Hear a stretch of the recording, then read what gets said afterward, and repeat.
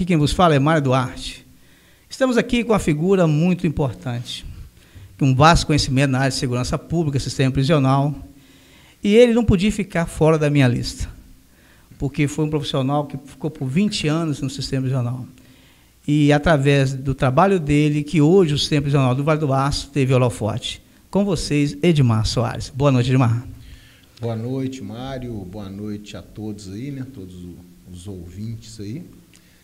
Para mim é um prazer, é uma honra, né? Ter sido convidado, estar aqui nesse momento, né? Tendo essa conversa aqui com o Mário, que também é um companheiro nosso aí de muitos anos, né? Trabalhamos muitos anos juntos, muitas viagens, fizemos parte aí, compomos a mesma viatura aí por muitos anos aí no sistema prisional. Edmar, vamos lá no túnel do tempo, né? Como tudo começou a sua carreira no sistema prisional?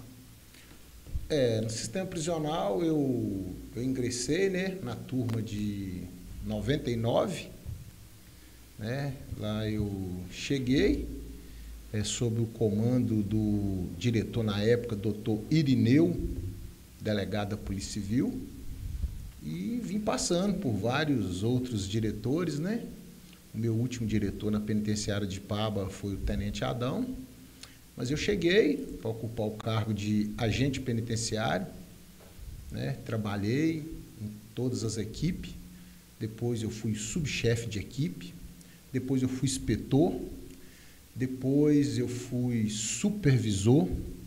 Na época foi criado aí o primeiro GIT, né, o Grupo de Intervenção Tática do Sistema Prisional, no qual eu também comandei esse grupo. Depois foi criado também o Serviço de Inteligência, onde eu também chefiei o Serviço de Inteligência da penitenciária. Depois, com a saída do Dr. Vanderlei, eu assumi como diretor de segurança. E já no ano de 2010... por causa de um pequeno contratempo, né, que deu na época aí entre o diretor de Coronel Fabriciano e policiais civis, eu fui promovido a diretor-geral, para onde eu fui, né, e indicado, lógico, pelo Tenente Adão, e lá eu fiquei por mais quase 9 anos no presídio Coronel Fabriciano como diretor-geral. É uma vasta experiência, né? Mas uma coisa interessante para você relatar para o público, como é que era a questão, como tudo começou, né? Eu lembro que eles me falaram do armamento. Vocês compraram o primeiro armamento, né? Explica melhor essa situação. O primeiro armamento que teve na penitenciária, para dar legalidade, na época o porte de arma era cedido, não era pela Polícia Federal, era pela Polícia Civil. Então, o primeiro passo, nós fomos na Polícia Civil e tiramos porte de arma. E, como para tirar um porte de arma, você tinha que ter uma arma registrada no seu nome. Então, cada um comprou a sua arma e tirou porte. Você precisava de ter a sua arma, né, e de ter esse porte para você poder fazer parte do grupo de escolta da penitenciária. Porque antigamente na escolta era, na realidade, o agente, ele conduzia, ele era o condutor do preso, quem fazia escolta era a Polícia Militar, né? Sim, com certeza, a gente fazia a condução, mas quem fazia a escolta armada mesmo era a Polícia Militar. Então, e aí surgiu o primeiro grupo de escolta, do qual o senhor foi o chefe da escolta. Sim, o primeiro grupo de escolta da penitenciária armado, né, que eu acho que é o primeiro grupo, sim. O Tenente Adão me confiou aí a coordenação aí do trabalho de escolta, né? Onde eu trabalhei muito. Interessante, Edmar, que eu fiquei observando, né? Antigamente a precariedade era muito grande, em termos de equipamento, de estrutura. Mas o que sobressaía ali era o desejo e a competência daqueles que estavam naquela equipe. A vontade de desempenhar o trabalho superava a fragilidade da falta de equipamento, porque era só um 38, salvo engano, isso? Com certeza. Na época, né, cada um de nós compramos um revólver 38, juntamos todos nós e compramos uma espingarda calibre 12, né? E tanto que essa calibre 12, como ela não era, a gente comprou ela para trabalhar e alguém tinha que ser dono dela, e como todos tinham comprado, para a gente poder usar ela na escolta, nós tivemos que doar ela para o Estado, para a gente poder trabalhar com ela. Então foi feito isso. Na época nós compramos, juntamos 10 agentes na época, compramos uma escopeta calibre 12, nessa de repetição, e doamos ela para o Estado. Olha só a dificuldade hoje, graças a Deus, é devido a esse trabalho de vocês, né? Que começou lá, vamos dizer, em 2000, na chegada do Tenente 2001, Tenente Adão, e hoje nós temos uma estrutura melhor. Com certeza. Naquela época, as nossas viaturas eram um Fusca, um Fiat Elba, uma Caravan preta, né? Preta, e em algum momento chegou a ter lá uma viatura muito antiga da Polícia Civil que chegou a ficar emprestada. É uma veraneia, né? Se eu não me engano. Você andava com a mão no braço na porta, não para tirar onda, para segurar a porta, né? Porque a porta podia cair, né? E o mais engraçado, a gente já começou a fazer algumas escoltas, né? Para o estado inteiro. Chegamos a levar e buscar preso no Espírito Santo, em outro estado. Fomos também em São Paulo, na época, buscar um preso daqui, que foi recapturado lá, e a gente nessa caravana, e ela esquentava a bobina e parava no meio da BR. Aí a gente desembarcava os presos, algemava o preso para frente. Primeiro você tinha que pegar um pano molhado, né, num descartável de 2 litros, molhava a bobina. Quando ela esfriava um pouquinho, você algemava os presos para frente, punha o preso para empurrar a caravana.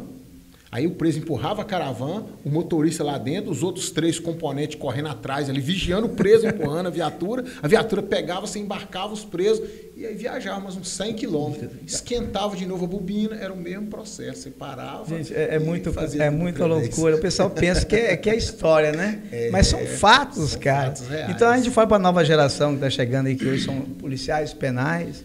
Eles pensam que ficam contando história, mas são fatos. São fatos. E voltando à PDMC, né, quando eu falei, né, quando eu convidei o Tenente Adão, não é questão de puxa-saquismo, é questão de valorizar o trabalho que ele fez junto com a equipe dele. Por isso que o meu primeiro convidado tinha que ser o Tenente, porque foi na gestão dele que o sistema prisional passou a ter holofote, né? E quando eu pensei assim, não, eu tenho que convidar também aqueles que não continuaram no sistema, mas são eles que fizeram com que o sistema chegasse onde está. O senhor é um deles da minha lista, não, o Dimar Soares não pode estar fora da minha lista. Então, é muito prazeroso a gente estar aqui, porque a nova geração fala, poxa, os caras ralaram muito, hoje nós estamos numa situação bem melhor. Não podemos acomodar, temos que aperfeiçoar cada vez mais, mas tem que valorizar aqueles que se doaram em prol. Quando a questão das escoltas, né, vocês tinham uma equipe já montada, e o fardamento era o quê? Preto, não é isso? Nós tínhamos esse grupo de escolta. Quando esse grupo de escolta, os primeiros componentes, nós fomos para o Batalhão de Missões Especiais, que é um batalhão da Polícia Militar. Lá nós fizemos um curso módulo 1, módulo 2. Então, o primeiro curso foi de 15 dias, módulo 1, depois voltamos, fizemos o módulo 2, e aí surgiu o primeiro grupo de escolta, fomos treinados e na época, né, por esse batalhão de missões especiais da polícia, um batalhão só com, realmente, acho que os melhores, eu acredito que estão ali, eu acho que foi muito bom para nós, o aprendizado foi muito grande.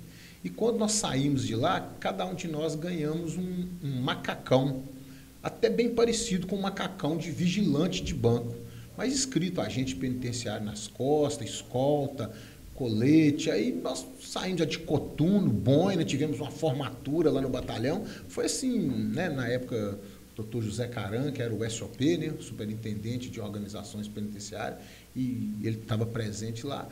Então, o primeiro escolta mesmo, o primeiro uniforme do grupo de escolta foi um macacão cinza, sabe?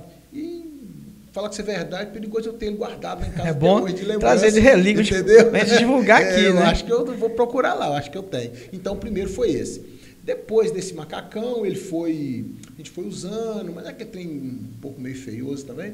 E aí o pessoal começou a surgir aí, né, essa autorização para a gente poder usar um uniforme diferente dos outros agentes. Foi aí que a gente começou a usar aí um uniforme preto, uma farda preta. E é interessante esse uniforme, porque eu lembro quando vocês adentravam a unidade, porque aí os presos ficavam assim, tenso. Ou vai ter um bonde, que é o linguajar deles, ou tem algum BO lá no pavilhão. Quer dizer, havia até um respeito, né? Pô, se os homens de preto estão chegando. Hoje é todo mundo de preto. Então até fica meio... acostumou com aquele tipo de uniforme. Mas o interessante é que a escolta, mesmo com a fragilidade que ela tinha, em termos, fragilidade que eu falo em termos de equipamento, não de competência dos profissionais, porque foi a competência deles que superou a fragilidade dos equipamentos, né? Mas foi eleita uma das melhores escoltas do Estado, né? Pois é, eu na época também não tinha outra, né? Então, acho que nós éramos quase que únicos, não sei, naquela época ali, parece que tinha gente, tinha mais um. Tinha aqui de Valadares? Valadares também, acho que foi criado também, até pelo Tenente Adão também. Então só tinha essas duas. Mas assim, eu falo a verdade, a equipe é muito boa, era muito boa. Era uma equipe assim que corria atrás, não tinha dia, não tinha hora, ninguém pensava em folga. Tinha vez que a gente saía daqui na segunda-feira, só chegava em casa na sexta, dormindo nas cadeias, comendo nas cadeias, não tinha uma diária, não tinha nada, e a gente fazia acontecer. Publicava o diário oficial, tantos presos para Contagem, tantos presos para Formiga, tanto preso para Unai, e a gente ia pegando aqui, entregando ali, pegando aqui, entregando ali. Sei que no final da semana a gente chegava em casa com, assim, sensação do a missão cumprida, né? Cumprida. É isso que eu falo, quando você faz algo que você gosta por amor, você esquece as outras coisas, né? E hoje, graças a Deus, eles trabalham de você, pensam, não, tem que ter escola? Tem, mas tem que ter uma diária, para que a pessoa possa, né, hospedar um local mais tranquilo. Porque se você dorme num local inadequado, cansa, pode prejudicar a segurança da escola. Sim, não, com certeza. Eu acho que na época não tinha, né? Igual eu acabei de falar, não tinha, e a gente sobrevivia, né? Mas hoje, não, hoje a coisa mudou, hoje é diferente, hoje tem que ter, e cada profissional merece, né? Merece, tem que ter. Como você vai viajar sem ter onde dormir direito, sem ter como comer direito? Não, tem que ter, é merecido, né? E é uma força que está aí chegando, né? Uma instituição referente às outras, pode-se dizer que é nova, né? Mas que hoje já tem um efetivo maior do que a Polícia Civil, maior do que o Corpo de Bombeiro, né? Justamente. A Polícia Militar. Então, gente, tem que ser reconhecido mesmo. Eu acho que foi muito legal, foi muito bom, foi muito positivo aí, né? O agente penitenciário se tornar o policial penal, porque é o cara que convive frente a frente com o preso, é uma das profissões mais perigosas do mundo. Então, por que não ser reconhecido? Por que não ser bem tratado? Por que não receber a sua diária? É fundamental, né? Estava começando, não tinha nada, e a gente fazia acontecer do mesmo jeito. Mas eu acho que hoje é muito justo, até porque todas as outras instituições têm. Justamente. Vai ter. Então, tem que ter sim. Porque muitas vezes a viatura que vocês utilizavam não tinha um cofre. Muitas vezes não tinha. Não tinha cofre. E a segurança do policial ali, né? Ali eu sempre orientava né? Por exemplo, no caso do Fusca. Isso. A gente usava para levar muito preso no hospital. Eu falava para o agente, né? Hoje o policial penal, falava, você vai colocar o preso do lado contrário da sua arma. Então, sua arma está aqui, o preso ficava do lado de cá. Proteger a arma. Para proteger o preso não pegar a sua arma. Né? No caso, eu ia na caravana também, não tinha cofre, mas ela tinha um local lá atrás para pôr o preso. Aí se algemava porta-mala. Colocava no porta-mala, mas do porta-mala ali, se o preso quisesse pegar, ele tentava. Então a gente algemava e enquanto tinha ali o motorista, né, o chefe da equipe ficava no banco da frente e o terceiro ali patrulheiro, aquele quarto homem, ele era responsável, ficava o tempo todo olhando para trás, vigiando o preso, porque não tinha um cofre, se o cara picasse o pé naquele trem, que ele quebrava, que esse trem velho, que as trancas tudo velho, e sem contar que se ele tentasse alguma coisa contra alguém também, ele passava a algema para frente, entendeu? Então, gente, tinha que ter. E ali, como não tinha um cofre fechado, ali você viajava longe, o preso vomitava, o preso às vezes defecava, e aquele fedia a viatura toda. Não tinha um cofre para separar nada. Você tinha que parar no posto de gasolina, pegar uma mangueira, lavar aquele trem todo, entendeu? Até para você continuar a viagem. Então, cara, é totalmente fora da realidade hoje. Hoje, você chegar perto do policial penal hoje e pôr ele nessas condições para trabalhar, ele nem vai. Ele lógico. Fala, não, isso aí não. E a gente sabe que ele está certo. Lógico que está certo. Né? Naquela época não tinha outras condições, não tinha outro jeito. E a gente sabia que era inseguro e que estava errado. Né? Mas naquela época estava tudo começando, foi o pontapé inicial. Então tinha que ser feito daquela forma, teve que ser feito. Até estruturar. Até estruturar. Hoje está estruturado. Hoje não cabe mais esse tipo de procedimento. Com relação ao processo que era o objetivo do Estado, que era a ressocialização, né? Olha, falar de ressocialização, não tem como não falar do Tenente Adão. Eu considero o Tenente Adão o maior ressocializador que já passou pelo sistema prisional, tá? Se tratando de ressocialização. e vou falar para você. E não acredito que vai surgir outro daquele nível. O Tenente Adão assumiu a penitenciária, com todas aquelas oficinas paradas, tudo enferrujando, aqueles maquinários, e pôs tudo para funcionar. E aí todo mundo estranhou, porque ninguém estava acostumado, ninguém tinha visto aquilo ali, mas ele colocou e nós tínhamos, falar que você já tinha visto, nós tínhamos mais presos cá embaixo trabalhando do que presos trancados lá nos blocos. Justamente. E é uma coisa que ele fez, ele implantou, ele teve disposição, pôs a cara a tapa e a coisa funcionou. E o tempo que ele ficou lá, né, o tempo que eu também fiquei lá, a penitenciária de Paba naquela época chegou a ser considerada penitenciária modelo a nível de Estado.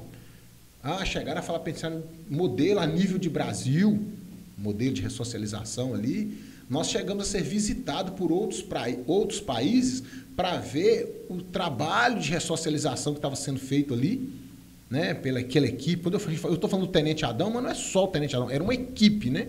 Justamente. Uma equipe. Até porque eu gosto de falar isso, o segredo, vou falando de mim, já deixei o Tenente Adão de lado, estou falando de mim, o segredo do meu sucesso no sistema prisional é a equipe que eu tinha.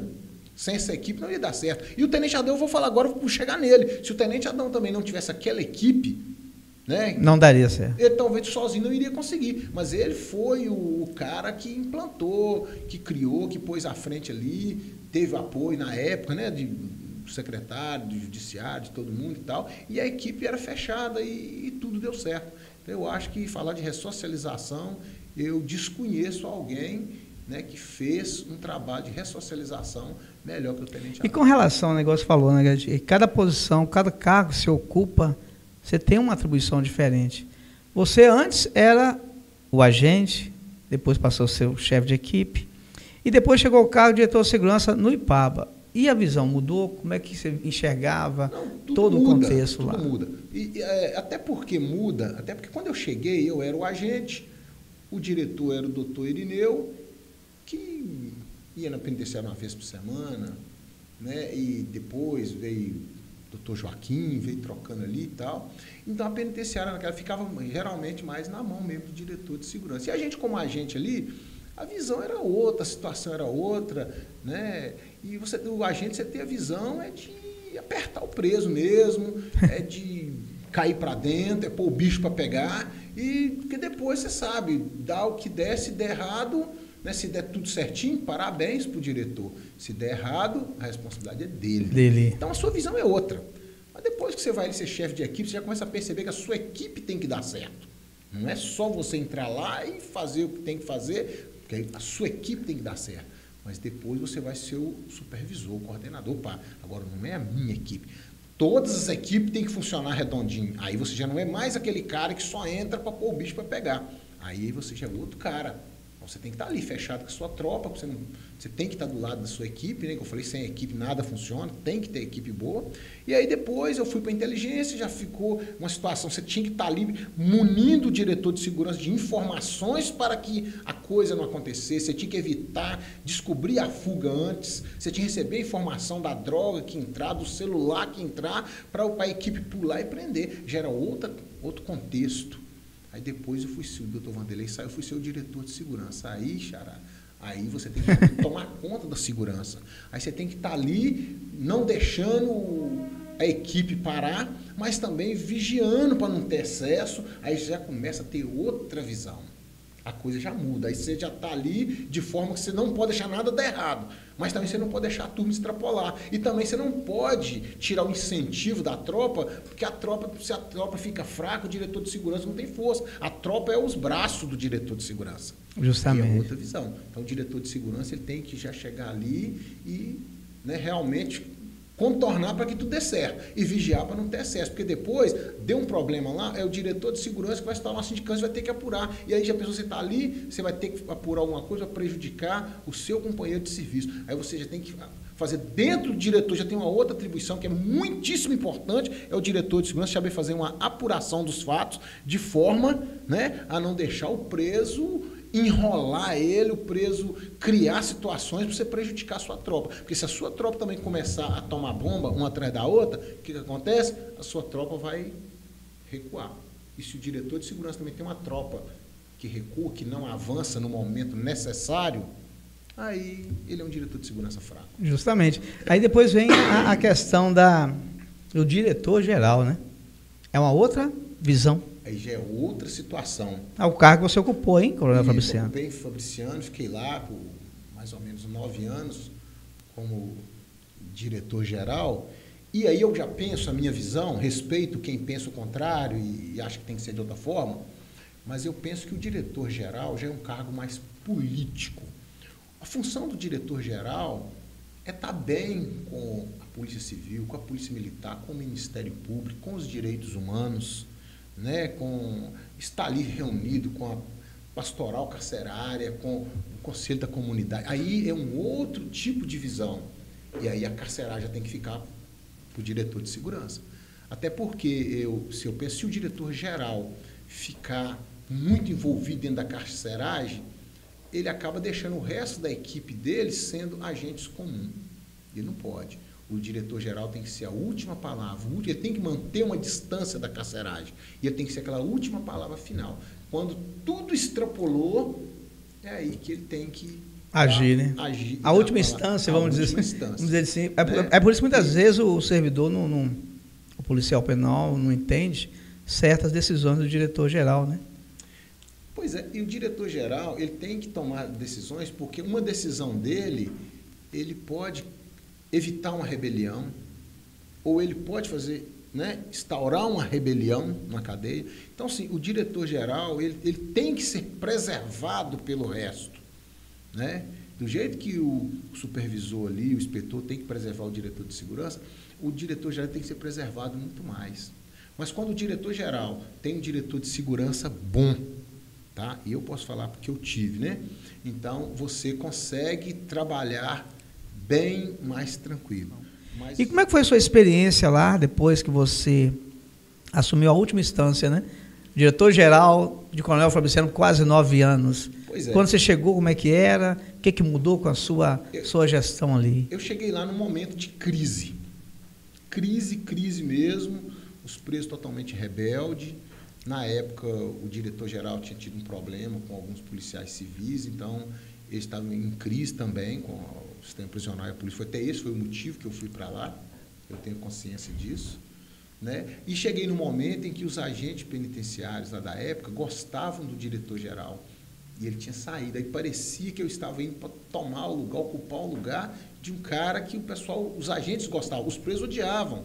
A polícia não estava satisfeita, tinha um monte de outros, mas com os agentes era muito. Então eu cheguei, e assim que eu cheguei, aconteceu um fato assim interessante. Aí eu cheguei, no dia que eu cheguei lá assim, aí eu vi na entrada da penitenciária escrito assim, intendência. Na entrada, assim, tinha o local, né, onde ficava o armamento do presídio. Eu cheguei e vi escrito intendência. Aí eu fiz a primeira reunião minha com os inspetores, com todo mundo. Eu chamei todo mundo, chamei inclusive o intendente nessa reunião. E falei para eles assim, pessoal, apaga esse nome intendência aí, passa uma tinta e apaga esse trem. Aquilo foi motivo de uma semana de crítica pela tropa. Pô, o cara acabou. Aí eu falei, gente, eu pedi para apagar ali a intendência, mas eu estou vendo que tem que estar dando muito comentário e tal. Eu vou dar uma satisfação para vocês do porquê que eu fiz isso. Aí todo mundo esperou ali, e eu cheguei perto de um inspetor das equipes, falei, inspetor, você sabe onde ficam as armas do presídio? Sei sim, senhor. Você sabe? Sei. Você sabe? Sei. Então, gente, todos nós já sabemos onde fica guardada as armas desse presídio. Então, não precisa deixar escrito intendência para que as pessoas que vêm de fora também saibam onde fica o nosso segurança, né? Então, foi proteção. Por esse motivo que eu pedi para apagar esse nome. Aí todo mundo já... Né? Então, tipo assim, são decisões que às vezes o diretor toma e o agente que está lá na ponta da linha não entende e tem uma visão distorcida. E, na verdade, não tem nada de... Cada decisão que o diretor toma tem um porquê, ele sabe por que ele está fazendo. Entendeu? E, infelizmente, é assim, o diretor está lá na ponta da linha, enquanto o agente tem que preocupar com o preso na cela, o chefe tem que preocupar, o diretor de segurança tem que preocupar com a carceragem toda, o diretor-geral tem que preocupar até com os indicadores. Quando eu cheguei lá em Fabriciano, aí eu resolvi tentar implantar 1% daquilo que o tenente Adão fazia em Paba. Eu cheguei em Fabriciano, de cara eu já uma horta lá, pus preso, alguns presos trabalhar na horta, preso trabalhar numa pocilga e tal, porque eu fui lá e eles falaram que eu era o presídio que não tinha preso nenhum trabalhando, os indicadores de preso trabalhando era quase zero, enquanto o do Ipaba era demais, o de Fabriciano era negativo, né? E aí eu falei, não, comecei a pôr uns preços, assim que eu pus uns preços para trabalhar lá e tal, aí daí uns dias os indicadores de preço trabalhando começou a crescer um pouquinho, mas aí os indicadores de gasto de água também aumentou. Ô, Edmar, seus indicadores aqui melhorou, mas antes esse presídio gastava metade da água que você está gastando hoje. Mas eu tinha criado uma horta e uma pocilga, ia começar a aumentar. Mas aí, então essas coisas que o diretor-geral tem que preocupar. Ele tem que ter preocupação com várias coisas que o diretor de segurança e o resto da não quer nem saber se o presídio... E muitas vezes também essas informações não chegam para os agentes e nem deve chegar, porque quem é responsável é o diretor-geral, e aí vem o pré-julgamento. As críticas, né? E sem contar que a lei de execução penal, o preso ele é obrigado a trabalhar, o preso fechado. O preso tem o direito de trabalhar. É a remissão de pena. Então, se você vai gerir aquele setor, quais são as minhas atribuições? São essas, vão tentar colocar em prática. Só que muitas vezes, muitos não concordam. Sim. Mas o Estado cobra de quem? Dos diretores. Eu sempre criamos um projeto de remissão por leitura. Fomos lá, junto com o judiciário, criamos, e ali o preso pegava o livro, né? Ele lia um livro ali, depois fazia uma prova, e se ele tivesse 80% de acerto, né, sobre o que leu naquele livro, ele conseguia remir 1 dia, 2 dias na pena. Então, quer dizer, então a gente estava tentando fazer um trabalho, mesmo que eu era linha dura, porque eu acho que na nossa época ali nós conseguimos, né, prender muita droga, prender muita coisa, porque a gente conseguiu evitar muita coisa, mas também a gente dava oportunidade para aquele que queria tentar ressocializar, eu dava essa oportunidade. Então, eu acho que eu falei, porque o diretor-geral ele tem que ser o meio termo, ele tem que estar ali de um lado e de outro para ele conseguir. Né, tem aquele equilíbrio, né? É coisa cinematográfica daquela época, você estava lá, né? Do bloco A, que é aquele túnel gigantesco que eles fizeram. Sim, sim. Que loucura, né? É. Você lembra perfeitamente daquilo ali? Narra pra gente. Lembro, quando eles furaram um buraco. Eu acho que nessa época, salvo engano, eu acho que o Tenente Adão não estava lá ainda não, né? Já estava? Tá, é porque é o seguinte, estava chegando. É porque naquela época o preso tinha a televisão, ele tinha um rádio, ele tinha um ventilador.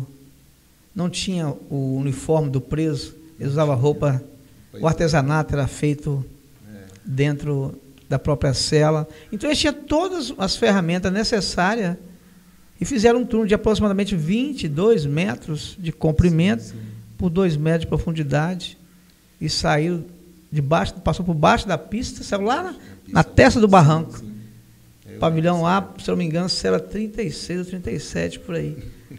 E o pessoal aqui de fora fica assim, mas como que fugiu? A gente não estava lá? São coisas que se você parar para analisar, os olhos do guarda ficou meio... Estava meio embaçado.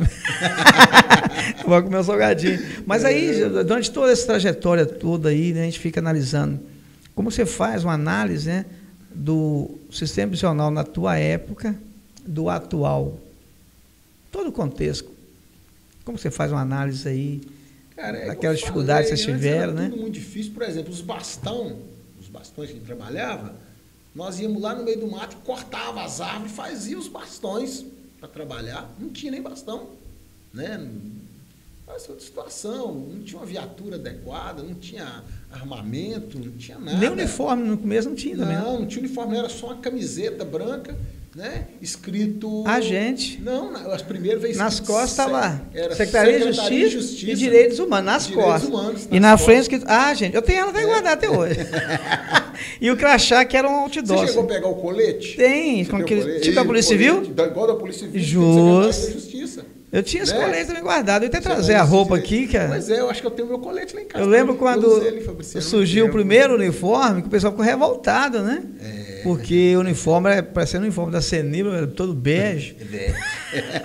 E tinha escrito perspectiva, né? Que era o projeto do governo. Era um projeto na época da doutora Ângela Passa. Ângela Passa, perspectiva. Ela era secretária de Justiça e de Direitos Humanos. Justamente. Então ela comandava o sistema prisional e também direitos, só que ela dava mais atenção para os direitos humanos. E no início nós não tínhamos a credencial.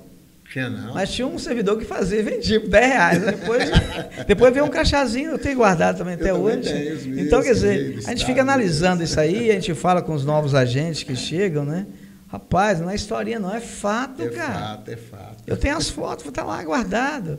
Mas tudo isso, vocês hoje estão colhendo os frutos que nós plantamos no passado. Com certeza. Né? Nós plantamos no passado. Então, o que eu falo para eles, não acomoda. Vamos correr atrás, aprimorar mais. Está chegando aí agora. Agora é polícia penal. Agora é polícia, né? Então, as atribuições vão aumentar. A responsabilidade também, vai aumentar, né? Também. Então, Edmar, a gente fica analisando aí. Eu queria que você contasse para a gente uma coisa marcante nessa sua trajetória, ou positiva ou negativa. Conta positivo que é melhor, né? Cara, é tanta coisa, né? Uma coisa assim que para mim foi muito assim, eu acho que foi a coisa mais marcante no sistema prisional, foi uma vez que... Aí tem muitas coisas, né? Essa eu acho que foi muito marcante. Inclusive, acho que eu tenho recorde de jornal lá em casa ainda. Nós conseguimos evitar uma entrada de várias armas que estavam entrando dentro de um Fusca na penitenciária. Na época, o Tenente Adão não estava lá. Ele tinha ido, na época, com o Márcio, um grupo de agentes, para dar treinamento para o pessoal lá em Fabriciano, que ele estava inaugurando o presídio Fabriciano. E eu fiquei lá segurando, diretor de segurança já. E aí chegou um Fusca lá na entrada. E o pessoal, na época nós tínhamos uma chefe, e aí o Fusca subiu. O Fusca subiu, chegou ali no P1, eu falei, cara, deixa o Fusca lá fora, lá vamos dar uma busca nele, né, para até apurar, para saber realmente o que estava acontecendo, se era algum engano, né, o que estava acontecendo. E aí o motorista do Fusca, eu falei, não pode guardar aí, nós vamos dar uma olhada no Fusca, dar uma busca nele, depois guardar, até para saber de onde realmente está vindo, né, se não era dela, pode ser de alguma outra pessoa, né, de lá de cima, né, de Belo Horizonte, gente dela. E aí o cara falou assim, não, eu não posso esperar não, eu estou com pressa. Mas como? O cara está vindo de Belo Horizonte trazer um Fusca e não pode esperar nem olhar o Fusca para ele ir embora. Opa, calma aí, ué. E aí nós começamos a dar uma busca bem dada. Na época estava o Edésio, o Soma Sileno, trabalhava nós lá na época também, então eles ficavam mais ali por conta ali da garagem? Da garagem e tal. Aí que nós começamos a desmontar, aí nós encontramos um celular escondido nesse Fusca. Por causa desse celular, nós já seguramos o cara que estava dirigindo e começamos desmontamos o Fusca. É quase inacreditável. Nós encontramos 4 armas de fogo dentro desse Fusca, 2 pistolas, 2 revólver, serra, tudo, droga. Estava na lateral das portas ali. Tudo nas portas, dentro dos pneus, no estepe. Eles tinham montado o Fusca de forma que os caras já tinham um plano montado. E naquela época, alguns surpresos trabalhavam na oficina, entre eles lá estava um tal de Adriano Quem Quer, que na época o cara era considerado um assaltante de banco de alta periculosidade, então tudo estava sendo arquitetado por ele. Com esse tempo, nós descemos todo mundo rapidinho, com apoio da Polícia Militar, Polícia Civil, rapidinho conseguimos. Acabamos que, além desse cara, prendemos um monte de gente, tinha que ter uma...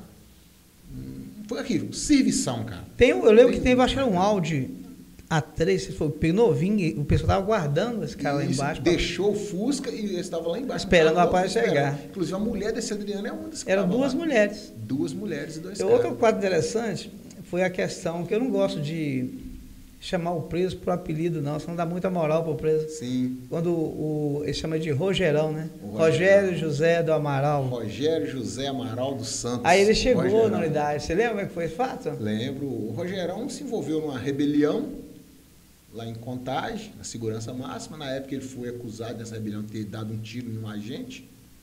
E com isso ele veio escoltado pela Polícia Federal, Rogerão, e foi buscado aqui no aeroporto. Ele veio de avião, desceu aqui com a Polícia Federal. Aqui a Polícia Federal entregou ele com a equipe do Dr. Lemos, né, com a equipe da Polícia Civil, o pessoal da Polícia Rodoviária Federal fazendo batedor e nós ali junto. E nós trouxemos, recebemos o Rogério, o Dr. Lemos levou ele até dentro da cela da enfermaria. E ali começou a era Rogerão, né? Vamos dizer que existiu a era Rogerão ali.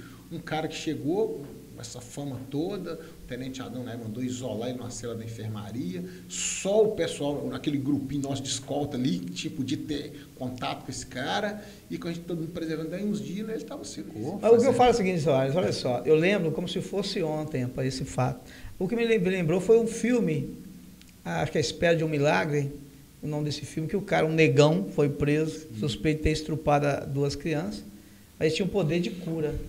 Mas pelo preconceito ele foi preso. Ele chegou na cadeia, a viatura até baixa, porque ele é pesadão e forte. Sim. Aí quando o Rogerão chegou, eu estava nesse dia, fizeram um corredor, e ele é grande, né? Tem o seu tamanho assim. Grandão. Então ele chegou como se fosse o cara. Então, quer dizer, se ele tivesse chegado caladinho na moita, não dava esse holofote todo. Então eles deram tanto holofote pro cara, o cara virou uma celebridade. Aí eu sempre chamava ele de Rogério. Porque eu não gosto de ficar dando muita moral, não. Se dá muito holofote, os caras crescem. O cara cresce. Mas o Rogerão, né, que eles falam muito, ele já pertenceu àquela unidade no passado. Sim. Trabalhava na Pocilga, cara. Depois ele voltou para BH e tirou aquele estresse todo. Mas são fatos que vão acontecendo no nosso dia a dia, o pessoal assim, não, são de sacanagem, né, são de caô. Mas ali Mas hoje o sistema prisional, com essa pergunta que eu te fiz de comparar, né, o prós, o contra, o antes e o depois, se hoje está nesse nível, graças a vocês. Eu acredito que, né, esse grupo antigo que passou aí realmente deu uma base, né? Até porque quando eu cheguei lá, falar que isso é verdade, ninguém sabia o que era agente penitenciário, quem que era. Ninguém sabia, não existia. Né? Depois que veio acontecendo uma coisa, outra, e hoje o ex-agente penitenciário, hoje o policial penal, hoje ele está aí sendo reconhecido e merece, né, cara? É uma profissão complicada, não é fácil. Eu brinquei lá no setor com um colega meu, na realidade era o carcereiro, né? Começou o carcereiro, o GP, que é o guarda prisional, que ele fala assim, é o GP. Depois o agente penitenciário e hoje o policial penal, né? Foi crescendo gradativamente. Mas a questão toda, igual eu falo pro pessoal, gente, tem que valorizar a nossa classe. E eu coloquei lá, quando eu fiz o convite para você, eu coloquei assim, sistema prisional. Você pode até sair dele, mas jamais vai sair de você. Verdade. Porque sempre eles vão te conhecer com quem? O diretor de segurança. O Edmar do presídio. Interessante, é uma área interessante. Né? Você sai de um procedimento de cadeia e cai dentro de uma escola. Pois é. É que, né, primeiro você você estava lá no final da linha, você já pegou a coisa lá. Hoje, a gente está tendo uma oportunidade de tentar fazer algo, de tentar educar, para depois não ter que reeducar lá na penitenciária. Então, eu acho que eu fiz o inverso, né? Isso. Aqui primeiro, para depois ir para lá. Eu fiz o contrário. Eu fui lá primeiro, fiquei lá 20 anos tentando, né, ressocializar, vamos dizer assim, e hoje eu estou aqui tendo a oportunidade, eu sempre falo isso lá. Eu sou mais responsável pela disciplina, né? Então eu sempre fico lá e tentando fazer algo para educar, para depois não precisar de reeducar. Mas é interessante, porque essa sua experiência de 20 anos vai ajudar muito lá na base. Sim, com certeza. Porque os seus depoimentos, as suas falas, o pessoal, opa, vão refletir. Porque você não está falando mentira. Não. Você viveu na pele, como é que é? Porque viu muita coisa, justamente, né? eu converso muito, por isso que eu faço esse trabalho na comunidade de palestra, pela a experiência que a gente adquire lá dentro. Mário, até falo, hoje falando dessa experiência, até porque a gente passou, a gente também foi criança, foi adolescente, a gente passou pela escola, e hoje, cara, às vezes, quando eu cheguei na penitenciária de Paba, falar para você a verdade, 90% dos meus colegas, eu fui criado ali na Vila Celeste, próximo do Vale do Sol, estudava na escola João Amparo Damasceno ali, que tem, na época, então, né, tinha um público mais problemático. E aqui, cheguei na penitenciária e encontrei com quase todos os meus colegas dentro da grade, e eu do lado de fora tomando conta deles. É complicado, né? Complicado. Eu falo. Então, essa sua missão agora vai ser justamente isso. Trabalhar na prevenção para que aquelas crianças que você trabalha com elas não se tornem clientes nossos, e sim funcionários lá, que é melhor, né? Então, a questão toda é essa. O que eu falo para a nova geração é essa. As escolas hoje estão investindo, mas vocês estão optando por ficar de boa, né? Curtir a vida, esquecendo de estudar. Porque eu lembro que eu estava na cadeia e um senhor, toda vez que ele ia ser atendido, você tinha que botar a esponjinha do lado dele, porque ele não sabia assinar. Aí um certo dia, quando ele chegou na saúde, eu já tinha preparado a esponja. Na hora que ele botei a esponjinha perto dele, eu falei assim, não, eu não preciso mais, eu aprendi a escrever. Eu falei, então toma minha caneta. Ele desenhava o nome dele, Soares. Parecia estar com mal de Parkinson, né? Mas eu estava observando ele ali. À medida que ele ia formando o nome dele, as lágrimas dele iam caindo. Então, naquele momento ali, eu não vi um homicida. Eu vi um ser humano que conseguiu vencer mais um obstáculo na vida dele. Porque, olha só, você dentro da cadeia, você não sabe ler, você não sabe escrever, você fica o quê? À mercê do preso. eu já liberei vários presos com 25 anos, com 23 anos, que sabem escrever só o primeiro nome dele. Aí eu pergunto, esse cara vai desenvolver aqui fora como? Não consegue tirar uma carteira de habilitação para trabalhar ou de mototáxi, ou de Uber, alguma coisa assim. Não tem disciplina, não tem postura, não tem compostura, não tem profissão. Como é que vai trabalhar numa empresa? Não respeita a regra, não respeita a norma. Vai voltar para a criminalidade. Olha, tem um fato, dentro disso que você está falando, de um cara, é a dificuldade do cara voltar para, né, voltar para o mundo aqui fora. Tem um cara que pagou uma pena lá, ele estava preso por homicídio. Ele tinha matado a esposa. E ele ficou preso lá, na época, 8 anos, cumprindo pena. Quando ele ganhou o semiaberto, 7 horas da manhã, esse cara desceu de alvará. Mas aí o cara, quando foi 11 horas da manhã, a PM ficava ali, dentro da penitenciária. Isso. Anunciou que um cara estava roubando um carro na porta do Banco do Brasil, em Paba. E a PM desceu, a gente estava descendo para fazer outro serviço, levar um preso no médico, salvo engano, e a gente desceu meio junto ali. A PM chegou na porta do banco, ele estava sentado dentro do carro, o cara. Eu falei, pô, esse cara saiu da penitenciária, agonia mesmo, já tá roubando carro, todo mundo ali e tal. A PM chegou, enquadrou, algemou, prendeu. Aí eu cheguei, pô, você acabou de sair da penitenciária, roubando carro. Aí ele falou para mim assim, senhor Edmar, eu nunca sentei no volante de um carro para dirigir. Eu não sei nem ligar um carro. Então, como é que você está tentando roubar carro? Ele falou assim, eu não estou tentando roubar um carro. Você foi pego dentro do carro, na porta do banco. Ele falou assim, ó, eu saí de lá 7 horas da manhã e não tomei café. Já é quase meio-dia, eu estou sem almoçar. Eu não tenho como voltar para minha casa. Eu matei minha esposa, meus meninos eram tudo pequenininho, já passou 8 anos. Vocês tinham 8 anos, hoje tem tudo 16, 17, 18. Como que eu volto para casa, vou encarar os 3 caras que eu matei a mãe deles? Eu não tenho para onde ir. Aí eu sentei aqui, para alguém pensar que eu estava querendo roubar esse carro, para vocês me prender outra vez, porque eu estou morrendo de fome e não tenho onde almoçar. É complicado ver uma história dessa. Tá entendendo? Então, assim, gente, é super complicado. Tem um cara que não tem jeito, ele é bandido mesmo, ele vai, né, reincidir, vai continuar cometendo crime, né? Mas tem um cara que, se ele não tiver um apoio de alguém, não tem como voltar. Cara que, tipo assim, ele cometeu esse crime e pagou por ele. Mas não é um cara que é um bandido reincidente no crime. Mas quando ele saiu, ele não tinha como voltar para casa, ele não teve uma oportunidade de nada. Então, esse cara realmente é o cara que precisa alguém olhar por ele. Já fez, cometeu crime, pagou pelo crime, saiu da cadeia, e aí um cara desse, se não tiver alguém para apoiar, alguém de uma família, o cara voltou. Ele destruiu a família dele, né? É igual, por exemplo, por isso que eu vou trazer aqui, convidar o pessoal do Presp. É o pessoal que dá apoio, né, aos egressos. Explicar como é que funciona isso, que muita gente não sabe como é que funciona. Que na época do Tenente Adão, salvo engano, eles ministravam palestra lá. Sim. Explicando como é que funciona o Presp, o egresso, etc, etc, etc. Outro ponto, só para a gente, né, tentar finalizar o nosso papo aqui, porque o papo aqui vai estender por muito tempo. Que se deixasse, ô Soares, uma mensagem para a nova geração, né, dos policiais penais, com toda a sua bagagem aí, sua experiência, o que você diria para esses novos policiais penais?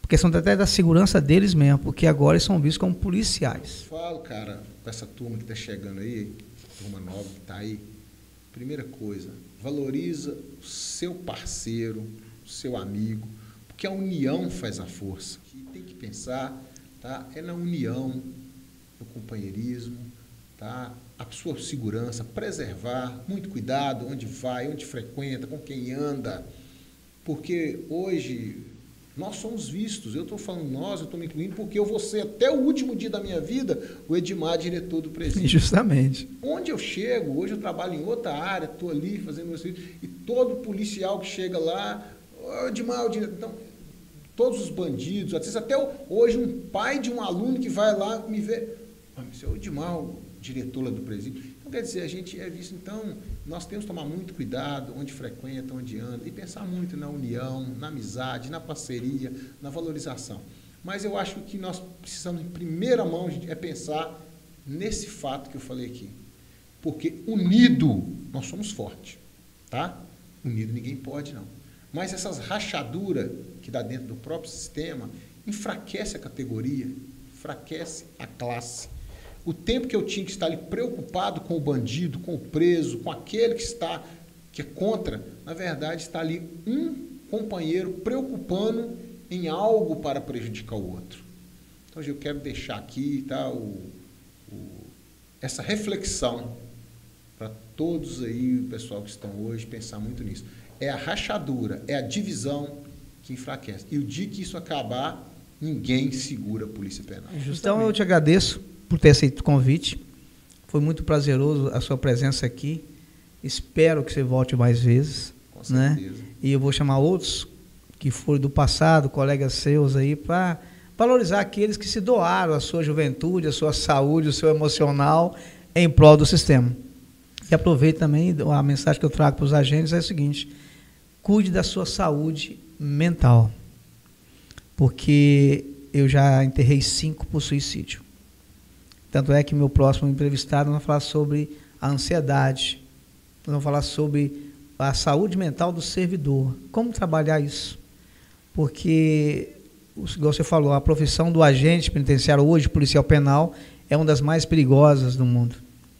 Porque a gente lida com pessoas que, no linguajar, é a escória da sociedade. Igual eu falo, se o cara matou a mãe dele, ele está preocupado com você?